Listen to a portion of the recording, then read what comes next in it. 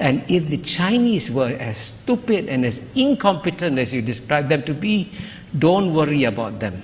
But I can assure you, you are now dealing with a far more intelligent and rational actor that doesn't fit any of the Anglo-Saxon categories that you applied to them. Please forgive my bluntness. You mentioned that we should be more objective when it comes to China, and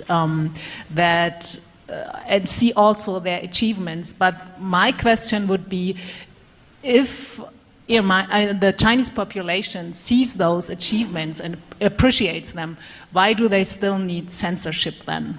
They shouldn't need it if all the the whole of the population sees those achievements. That's a contradiction to me. And second of all, could you elaborate on Taiwan? Why do you think China would accept the status quo? Why do you think China would say, well, this is fine, we can live with it as long as everybody plays along? Or don't you think that China at some point will just say, we want Taiwan back and we want it our way and we just don't accept it like it is at the moment? Thanks. Okay. The thing about your question on censorship is that it tries to sort of say, more or less, excuse me, that in the West we have no censorship, that's white. China, which has censorship, is black, okay? And I would say that in most societies are shades of grey. You have no formal censorship in Western societies. Believe me, you have informal censorship, right? And in the United States today, by the way, it goes down to political correctness.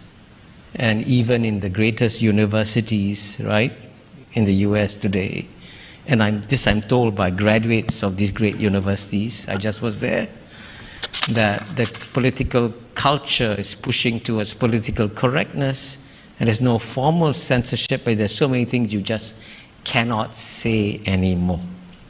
And if you want an example of this, read the Financial Times this weekend.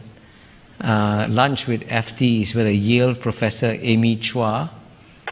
She spoke freely. See what happened to her.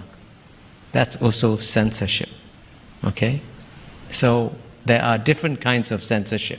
There are the blatant kind of censorship you can see, and the not so blatant kind. So the only point I want to tell you about Chinese society is this, which is, I think this is the one reality that almost nobody can understand, which is that most of the Chinese people have never been happier. It's amazing. You have to live there to see it. And in my book, I cite one of America's greatest strategic thinkers, George Kennan. And he says at the end of the day, the outcome of the contest between the United States and Soviet Union, the old Cold War, would depend on which society enjoys greater spiritual vitality. Where are the people happier, especially the bottom 50%? And today, this is a reality that you just find it difficult to accept, but it is real. The bottom 50% in America are about to vote Trump back in 2024. Trump is coming back, right?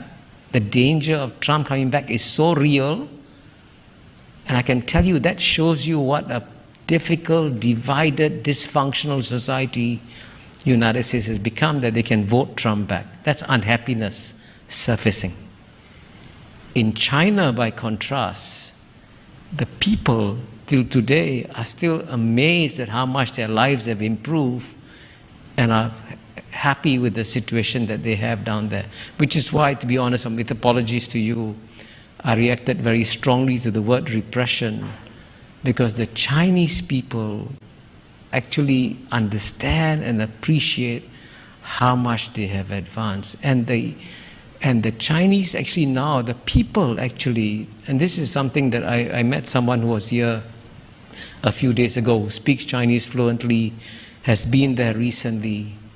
And he said in China there used to be a natural awe and respect for the West, which was good. But that awe and respect for the West is diminishing as they see what is happening in Western societies, especially United States, and they see what's happening in China. So I want you all to understand that don't use black and white categories to understand China and the West. Understand the strengths of the West, the weaknesses of the West, understand the strengths of China, weaknesses of China, and then make a comparison. Don't do black and white comparisons. And on Taiwan, basically, just my simple answer is, if you don't shake the status quo, we can keep peace. No, but the Chinese are not going to go out and launch a military war. Because again, I discussed this in my book, the Chinese believe that the best way to win a war is without fighting. If you have to fight, it means you're not a good general. बचपन में हम piggy bank में पैसा डालते थे save करने के लिए और पैसा वहीं पड़ा रहता था. Good general. So my question to you is, if